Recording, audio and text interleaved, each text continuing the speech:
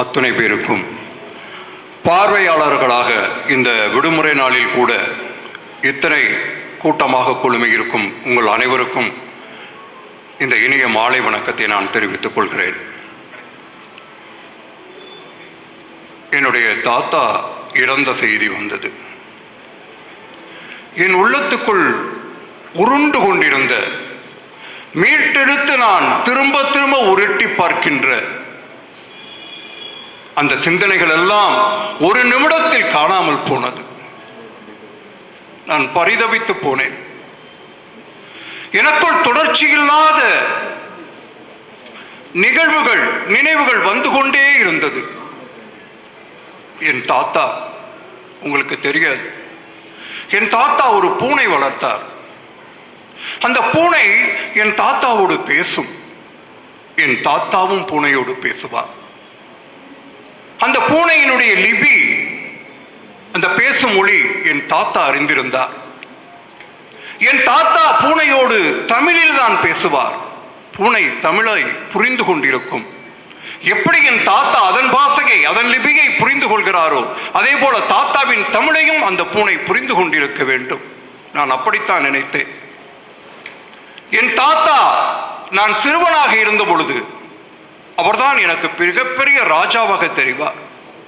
அவர் ராஜ்யத்துக்கு நான் அடிக்கடி செல்வதுண்டு.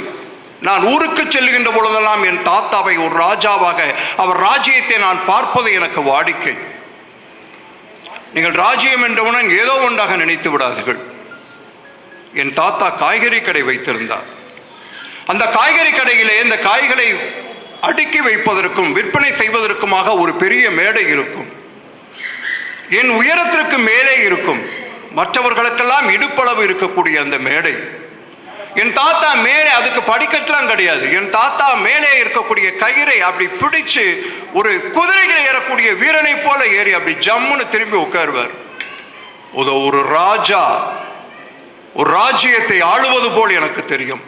நான் பிரமிப்பாக பார்ப்பேன் என் தாத்தாவை.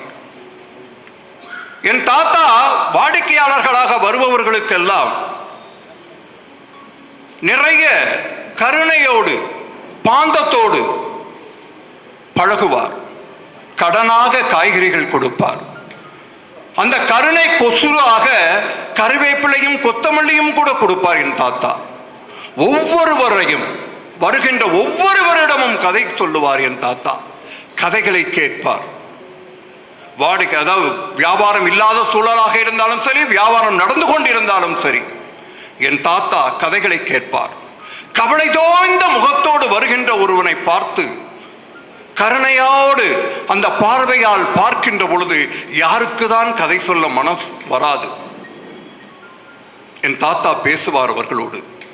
5 பிள்ளை பெற்றால் அரசனும் ஆண்டிதான் பழமொழி. ஒருவேளை இது 7 பிள்ளை பெற்றால் இந்த பழமொழி இருக்குமா இல்லையா என்று எனக்கு தெரியவில்லை.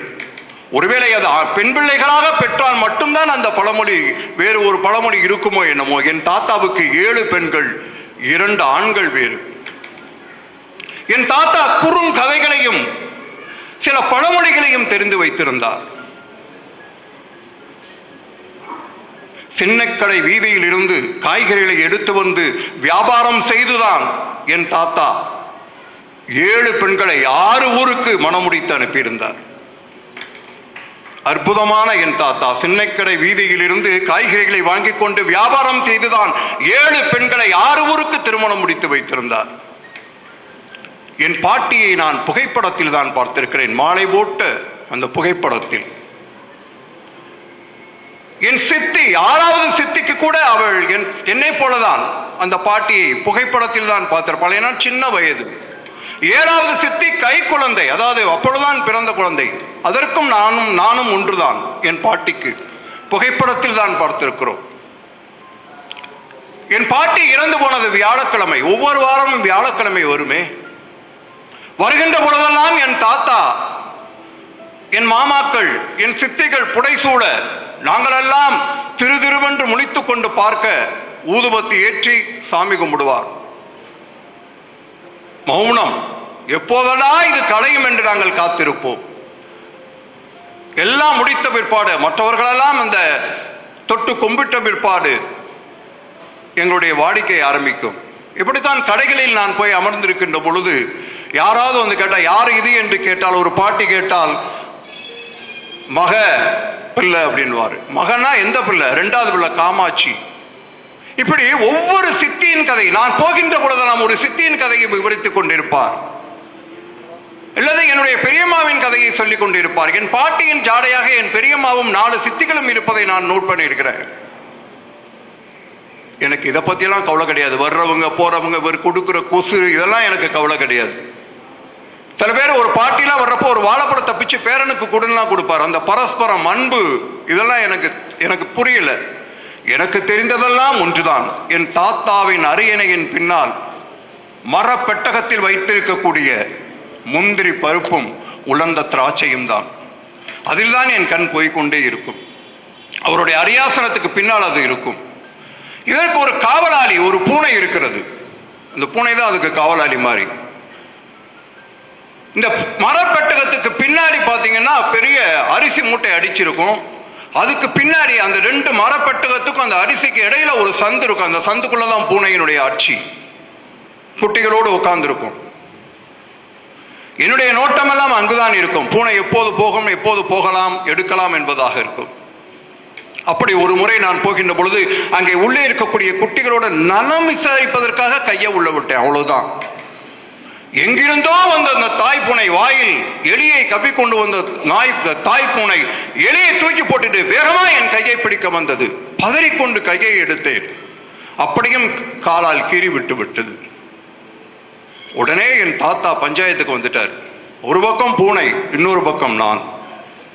அறிமுகம் செய்து வைக்கிறார்.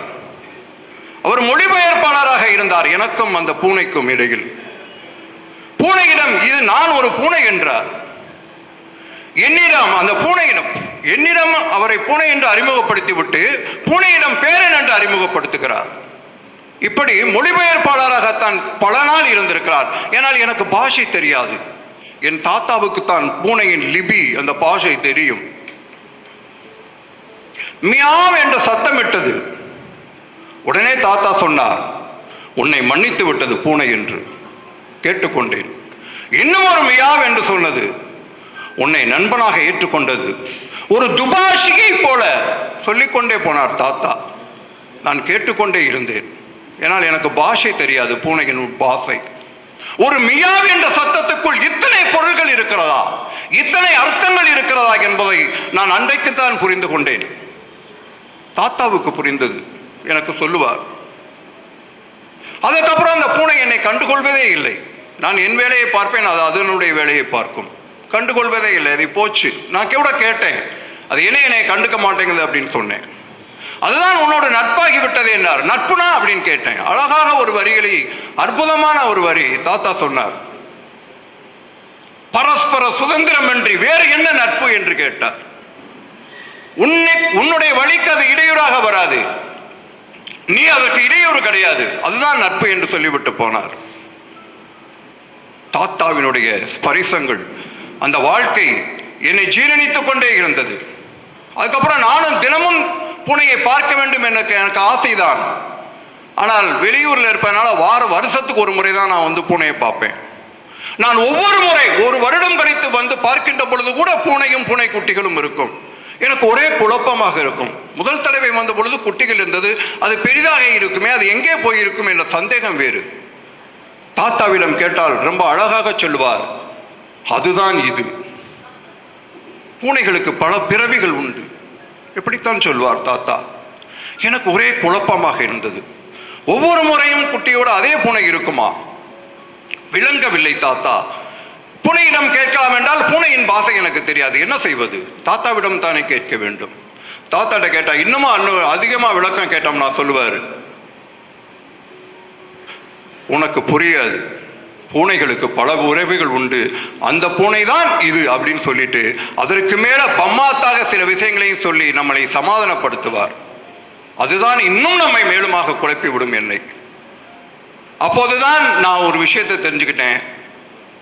அப்படி அவர்கள் சொன்ன சுவாரஸ்யமான விஷயங்கள் தான் என்னை அந்த தாத்தாவிடம் ஈர்த்திருக்கிறது என்பது அப்போது எனக்கு புரியவில்லை, இப்போது புரிகிறது. பாட்டி இறந்ததுக்கு அப்புறம் மேல் சட்டையே அணிவதில்லை என்னுடைய தாத்தா. பூஜை அறையில் அந்த பாட்டியினுடைய படத்துக்கு கீழே ஒரு வெண் சங்கு இருக்கும். அதை திருட்டுத்தனமாக எடுத்து ஊதுவதற்கு 100 முறையாவது முயற்சித்திருக்கிறேன். ஒரு முறை கூட வெற்றி பெறவில்லை. ஒரு மரம் பீரோ இருக்கும். அந்த பீரோவை திறந்து பார்த்தோம்னா 100 கரப்பாம்பூச்சி இருக்கும். நான் வெகுண்டு எழுந்தால் என் தாத்தாவும் சித்திகளும் என் மாமாக்களும் சித்திகளும் கூழாக சொல்வார்கள், அது பணப்பாச்சான்கள், தொடாதே என்பார்கள். ஆனால் எனக்கு தெரிந்த வரையில் என் தாத்தாவிடம் பணம் இருந்ததே இல்லை, தங்கியதே இல்லை. 7வது சித்திக்கு திருமணம் முடிக்கின்ற பொழுது என் தாத்தா கடன் வாங்கினார். நன்றாக ஞாபகம் இருக்கிறது. எனக்குள்ளே நட்பு வட்டாரங்கள் உருவான பிற்பாடு தாத்தா சற்று தூரமாகி போனார். அதற்கப்புறம் நான் எப்போதாவது இடைவெளியில் 2 வருடத்திற்கு ஒரு முறை நான் போகின்ற பொழுது கேள்விப்பட்டேன், தாத்தா கடையை மாற்றி விட்டார், வேறொருவருக்கு கொடுத்து விட்டார் என்று. மனசு எனக்கு ஒரு மாதிரியாக இருந்தது. ஒரு ராஜாவாக, ஒரு அரியணையில் இருக்கக்கூடியவராக நான் பார்த்த என் தாத்தா கடையை கொடுத்து விட்டாரா என்பது எனக்கு நெருடலாகத்தான் இருந்தது. என் தாத்தாவை பார்த்தேன். என் தாத்தா தவங்கி போயிருந்தார், தமிழ் தவங்கி போயிருந்தார். எனக்கு மனசு கஷ்டமாக இருந்தது. தாத்தாவின் பார்ப்பதற்காக மட்டும் இறுதியாக அந்த ஊருக்கு செல்கிறேன். கனமான இதயத்தோடு தாத்தாவை நான் பார்க்க வேண்டும். நிறைவான வயதில் தான் இறந்து போகிறார் என்றாலும் கூட என் மண்டைக்குள் ஓடுகின்ற நிகழ்வுகளுக்கும் கேள்விகளுக்கும் என்னால் பதில் சொல்ல முடியவில்லை. அந்த சடங்கில் நான் கலந்து கொண்டேன். என் உணர்வுகளை எல்லாம் அடக்கிக் கொண்டு ஒரு வேற்று மனிதனைப் போல நான் அந்த சடங்குகளில் கலந்து கொண்டேன். என் தாத்தாவுக்கு நிறைய பேரன்கள் பேத்திகள் குழுமி இருந்தார்கள். அவர்களை பார்க்கின்ற பொழுதெல்லாம் ஒரு அந்நியர்களை பார்ப்பது போல நான் பரிதவித்து போனேன். யாரென்றே தெரியவில்லை. இவர்களுக்கும் எனக்குமான அண்ணனும் தங்கையும் தானே, அக்காலும் தம்பியும் தானே. இந்த உறவை நான் எப்போது அறுத்துக் கொண்டேன் என்று நான் என்னை நானே கேட்டுக்கொண்டேன். மயானத்திற்கு எடுத்துச் சென்றார்கள் தாத்தாவை. எல்லாம் முடிந்தது. நான் வீட்டுக்கு வந்தேன். அப்போதுதான் சற்றென்று எனக்கு ஞாபகம் வந்தது. மயானத்திலே சற்று தாழ்வான அந்த கோட்டை சுவரின் மீது ஒரு பூனை அசையாமல் மெல்லிய ஒளி எழுப்பிக் கொண்டு தாத்தாவையே பார்த்து கொண்டிருந்ததே. அது யார்? அது தாத்தாவின் பூனை. அது என் தாத்தாவின், அதன் பாஷை தெரிந்த என் தாத்தாவின் பூனை. ஏனென்றால் அதனுடைய மெல்லிய குரல், அந்த மெலிந்த குரல், அதன் பாஷை என் தாத்தாவுக்கு மட்டும்தான் புரியும். உங்களின் பேசும் பூனை வினோத் என்னை நீண்ட நேரம் அழ வைத்து விட்டது. இதுதான் இவருடைய பேசும் பூனையினுடைய அற்புதமான கதை. நான்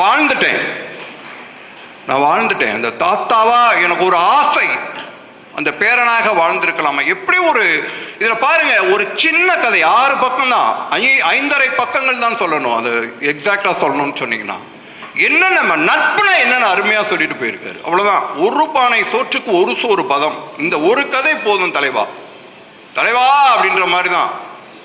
ஒரு பானை சோற்றுக்கு ஒரு சோறு போதும். அற்புதமான கதை பாருங்க. எவ்வளவு மேட்ரு எனக்கு கொடுத்துட்டு போயிருக்காரு. எவ்வளவு மேட்ரு. நட்புனா என்ன? பரஸ்பர சுதந்திரம் அன்றி வேறு என்னன்னு கேட்கிறார். தாத்தாவின் மூலமாக அற்புதமான ஒரு மெசேஜ் கொடுத்திருக்கிறார். பரஸ்பர சுதந்திரம் அன்றி வேறு என்ன? அதுதான்டா நட்பு, அவ்வளவுதான்டா. பொட்டில் அடிச்ச மாதிரி சொல்லிட்டு போயிருக்காரு. பாருங்க, இன்றைக்கு நாம் உறவுகளை எல்லாம் இழந்து கொண்டு இருக்கிறோம். நிறைய உறவுகள் இருக்கிறது. ஒரு 15 வருடத்திற்கு முன்னாக, 10 வருடத்துக்கு முன்னாக இருந்த உறவுகள் எல்லாம் இன்னைக்கு தொலைத்து விட்டு தீவுகளாக வாழ்ந்து கொண்டிருக்கிறோம். என் அண்ணனை, என் உடம்பிருந்த பெரியப்பா, சித்தப்பா, மாமா, அத்தை, அவங்களுடைய குழந்தைகள் எல்லாத்தையும் மறந்து போயிட்டோம். ஆனா அற்புதமாக கேட்கிறாரு, மனம் ஒடிந்து கேட்கிறார் அந்த கதையில. இந்த உறவுகளை எல்லாம் நான் என்றைக்கு அறுத்து இருந்தேன் அப்படின்னு சொல்லி. எவ்வளவு ஆழமானவர். எனக்கு கஷ்டமா இருந்துச்சு, வெக்கமா இருந்துச்சு. நானும் கூட அப்படி அடுத்து கொண்டுதான் திருக்கிறேன். பொட்டில் அடிச்ச மாதிரி சொல்லி இருக்கிறாரு. திரும்ப போய் அந்த உறவுகளை நான் புதுப்பிக்க ஆசைப்படுகிறேன். இதுதாங்க கதை, இதுதான் மெசேஜ்.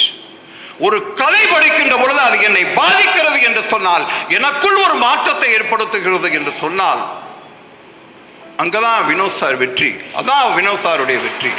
நல்லா கைதட்டுங்க. அற்புதமான விஷயத்தை எனக்கு கொடுத்துருக்காரு, எனக்கு கொடுத்திருக்கிறார். உங்களுக்கு வாய்ப்பு இருந்தால், உங்களுக்கு அற்புதமான விஷயங்கள் உங்களுக்கும் உங்கள் குடும்பத்தில் இருக்கக்கூடிய ஒவ்வொரு உறுப்பினருக்கும் உங்கள் பிள்ளைகளுக்கும் தெரிய வேண்டும் என்று சொன்னால் கதை படியுங்கள். அவருடைய சிஷியர் இவர், குருவின் சிஷியர் அவர். எஸ்ரா தான் குரு அப்படின்னா அவருடைய மேலான சிஷியர் இவர். எஸ்ரா அவர்கள் குறிப்பிட்டிருப்பாங்க ஒரு விஷயத்தை, முதுகை பார்த்து வயதை அளவிட முடியாது. நீங்க பாருங்க, வேணா டெஸ்ட் பண்ணி பாருங்க. முதுகை பார்த்து வயதை அளவிட முடியாதுன்னு பாருங்க. ஒரு அற்புதமான ஒரு கதை, எஸ்ரா அவருடைய கதை. அந்த இதை நான் கோடிட்டு காட்ட விரும்புகிறேன். தனிமையின் வீட்டிற்கு 100 ஜன்னல்கள் அப்படின்ற கதை. கற்பனை. நான் ஏன் அவரை குரு அவரை சிஷியன் சொன்னேன்னா, 2 பேரும் பாருங்க அந்த பேரலா போயிட்டு இருக்காங்க. அங்க என்ன நான் மெசேஜ் வாங்கிக்கிட்டேனோ அவர் கதையில, அதே அளவுக்கு இங்கேயே எனக்கு மெசேஜ் கிடைக்குது. அப்படின்னா சரியான பாதையில் அவர் பயணிக்கிறார், சரியான குருவுக்கு பின்னால் அவர் பயணிக்கிறார் என்பதுதான் அர்த்தம். இது குருவுக்கு கிடைத்த பெருமை. நிச்சயமாக இது ஒரு குருவுக்கு கிடைத்த பெருமை. அவருடைய கற்பனையை பாருங்க, நீங்களும் மிரண்டு போயிருவீங்க. புலிக்கொத்தி பாறைன்னு ஒரு பெரிய பாறை ஊட்டியில, ஒரு டீ எஸ்டேட்ல, அதுக்கு மேல தனிமையின் வீட்டி 100 ஜன்னல்கள் கொண்ட மிகப்பெரிய அற்புதமான ஒரு பில்டிங்கை கட்டுறாரு. பிலாத்து அப்படின்னு ஒரு டீ எஸ்டேட் ஓனர். ஊரே பார்த்து கொண்டாடுது. அப்பா இவ்வளவு பெரிய பங்களாவா, 100 ஜன்னலா, பிரம்மாண்டமான ஜன்னல்கள், வேலைப்பாடுகள், பாறை மேல கொண்டு போய் கட்டியிருக்காங்க, ஏராளமான பொருள் செலவு. அதில் பியூட்டி என்னன்னு கேட்டீங்கன்னா, அந்த வீடை அவர் குடியிருக்க மாட்டார். அப்ப கேட்பாங்க, என்ன பைத்தியமா நீ இவ்வளவு பெரிய வீடை கட்டிட்டு நீ இந்த குடியிருக்கலைன்னு சொல்றீங்க அப்படின்றப்ப அந்த பிலாத்து சொல்லுகிறார். அற்புதமானவர்கள், மறக்கவே முடியாது. எனக்கெல்லாம் அதுக்கப்புறம் ஒரு மாற்றம், எனக்குள் ஒரு சின்ன மாற்றம் வந்தது. பிலாத்து சொல்றார், நான் அனாதையாக இந்த டீ எஸ்டேட்டுக்கு வந்தேன். அனாதை, தாய் தகப்பன் இல்லாத அனாதையாக வந்தேன். நான் நீண்ட நாட்கள் தனிமையில் இரவில் நான் அழுதிருக்கிறேன். அப்பொழுதெல்லாம் இந்த பிரதேசத்தில் இருக்கக்கூடிய அந்த காற்று தான் என் தலையை கோதி கொடுக்கும். இந்த இயற்கை தான் நாங்கள் இருக்கிறோம், உன்னை பார்த்துக் கொள்கிறோம் என்று என்னை அரவணைத்துக் கொண்டது. அதற்கு நான் ஏதாவது திருப்பி கொடுக்க வேண்டாமா? இந்த 100 அறைகள் கொண்ட ஜன்னல்கள் கொண்ட இந்த வீடு இந்த காட்டிற்கானது. சூரியனும் சந்திரனும் உள்ளே வரட்டும், மழையும் செடிகளும் கொடிகளும் பிராணிகளும் உள்ளே போய் அடையட்டும், குளிர் நிரம்பட்டும் என்று சொல்லி யாரும் எனக்கு பிறகும் கூட யாரும் இதை உபயோகிக்க கூடாது என்று எழுதி வைத்து விட்டு போகிறான் என்று சொன்னால் அந்த கற்பனையின் உச்சம். இதுதான்டா வாழ்க்கை. யாருக்காவது நான் இயற்கை தானே, அதனுடைய வேலை தானே, இயற்கைக்கும் நான் திருப்பி செய்வேன், என்னை வாழ வைத்த இயற்கைக்கும் திருப்பி கொடுப்பேன் என்பது எவ்வளவு பெரிய உச்சமான கற்பனை. இன்னும் நிறைய படிங்க, எனக்கு சொல்றதுக்கு நேரம் இல்லை, அவனாலதான் இருக்கு. இவர் கதையில என்ன இருக்கு, தோண்டணும். சொல்லிட்டா நீங்க பேசாம போயிடுவீங்க. அவ்வளவுதான், எல்லாம் கேட்டோன்ட்டு போய் படிக்கணும். கடைசியா சொல்றேன் ஏன் படிக்கணும்ட்டு. இதை விட ஒரு கற்பனை சாருடைய கதையில, ஷெர்லி அப்படித்தான்ற கதையில ஒரு ஆங்கிலோ இந்திய பெண் சிகரெட் குடிப்பான், பாப் கட்டிங் ஸ்டைலா, ஒரு சைக்கிள்ல போற பெண், குட்டை பாவாடை, நட்பு, ஒரு ஆண் நட்பு. நட்புனா புனிதமான நட்பு, மேன்மையான நட்பு. அந்த கதையை படிச்சு பாருங்க, புல்லரிச்சு போயிடுவீங்க. இந்த மாதிரி நட்பு நம்மளுக்கு வேணும்டா, இப்படிப்பட்ட மனிதர்களை நம்ம வாழணும்னு ஆசைப்படக்கூடிய நட்பு. அவருடைய மனைவிக்கு உடம்பு சரியில்லைன்னு சொல்லி ஒரு ஆங்கிலோ இந்தியன், மாதா கோவிலுக்கு போகக்கூடிய ஒரு Anglo Indian lady Shirley Irukkankudi மாரியம்மாளுக்கு மொட்டை போட்டுக்கிறாங்க. எவ்வளவு பெரிய விஷயம், கற்பனை. நம்மளே இழுக்கிறாரு, வாழா ஒன்றுமில்லையாடா நட்புக்கு முன்னால். நட்புதான் மேன்மை, அதற்கு மீறியது எதுவும் கிடையாது என்பதை அற்புதமாக சுட்டிக்காட்டி அதனுடைய வெளித்தோன்றல். கடைசியாக எஸ்ராவுடைய கதையிலிருந்து நான் முடித்துக் கொண்டுகிறேன். இந்த 2 இவருடைய நம்ம வினோத் தயானுடைய கொண்டாட வேண்டிய ஒரு அற்புதமான மனிதர். அந்த எஸ்ரா சாரனுடைய கதைகளை பூரா என்னையெல்லாம் எப்படி கண்டுபிடிச்சாரு, என் முதுகை பார்த்து தான் கண்டுபிடிச்சாரு. வயசு தெரியல அவருக்கு. எனக்கு கதை சொல்ல தெரியுமான்னு எனக்கு சத்தியமா தெரியாது. நான் நேரடியாவே சொல்லிடுறேன். நான் ஒரு வாத்தியார், அப்புறம் டிஓ. அவ்வளவுதான். எனக்கு கதையெல்லாம் சொல்ல தெரியாது. வாடான்னு என் முதுகை பாற்று என்னை கண்டுபிடித்தவர் எஸ்ராவினுடைய சிஷ்யர். ஏன்னா அவர் சொல்லி கொடுத்திருக்காரு, முதுகை பார்த்து நாங்கள் அவரை. ஏன்னா பிலாத்து சொல்றாரு, எனக்கு ஏன் இவ்வளவு பணம் பக்கத்துல தான் அவர் கொடுப்பாரு, இந்த இடத்த வச்சு நீ உழுதுக்கோ, நீ பண்ணிக்கோ, உனக்கு காசு நான் தரேன், அப்புறம் கொடுத்துக்கோன்னு சொல்லி அவரை தேத்தி பெரிய முதலாளியாக மாத்திருப்பார். ஏன் என்னை நம்பினார் அப்படின்னா, என் முதுகை பாற்று நம்பினார்னு ஒரு வரி வரும், அதை வச்சு தான் இவர் கண்டுபிடிச்சாரு. கதை சொல்ல தெரியும்டா சொல்றான்னு சொன்னார். இப்ப நிறைய கதைகள் சொல்லிட்டு இருக்கேன். எனக்கு குரு இவர் தான், கதை சொல்றது சத்தியமா மாற்று கருத்தே கிடையாது. எஸ்ராருடைய வார்த்தைகளோடு நான் முடித்துக் கொள்ள ஆசைப்படுகிறேன். ஆவார் இன பெண்கள் சண்டை போட்டுக்குவாங்க, பெண்கள் தங்களுக்கு இடையே. அப்ப சண்டை போட்டுக்கிறப்ப அவங்க சொல்ற வார்த்தைகள் என்ன தெரியுமா? ஒரு பெண்ணும் இன்னொரு பெண்ணும் மண்ணை வாரி தூற்றி கொண்டு சொல்லக்கூடிய கடினமான சொற்கள் என்ன தெரியுமா? உன் பிள்ளைக்கும் உங்க வம்சத்துக்கே தாய்மொழி கற்றுக் கொடுக்க ஆள் இல்லாமல் போகட்டும், தாய்மொழி தெரியாமல் போகட்டும் என்று சொன்னாலாம். அப்படிதான் சண்டை போடுவாங்களாம். சொல்லியிருக்காரு சார். நம்ம அந்த அளவுக்கு போக வேண்டாம். உங்கள் குழந்தைகள் எது வேண்டுமானாலும் படித்து விட்டு போகட்டும், எந்த புலமை வேண்டுமானாலும் பெற்றுக்கொள்ளட்டும், தொழில்நுட்பத்துக்குள் கூட போகட்டும். ஆனால் அதெல்லாம் ஒரு குறிப்பிட்ட காலம்தான்.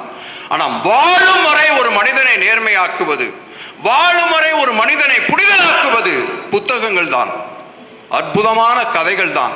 அது கொடுக்கக்கூடிய ஒழுக்கமும், அது கொடுக்கக்கூடிய மேன்மையும், அது கொடுக்கக்கூடிய உண்மையும், அது கொடுக்கக்கூடிய வெற்றியும் தன்னம்பிக்கையும் வேறு எதுவும் கொடுக்க முடியாது என்பதை இவர்கள் முன்னால் சாட்சியாக நின்று சொல்லிவிட்டு செல்கிறேன். புத்தகங்கள் படித்து உங்கள் குழந்தைகளை படிக்க வைத்தால் அதுதான் நீங்கள் உங்கள் குழந்தைகளுக்கு செய்யக்கூடிய மிகப்பெரிய பணி என்பதை அறுதியிட்டு சொல்லி வாய்ப்புக்கு நன்றி கூறி விடைபெறுகிறேன். நன்றி, வணக்கம்.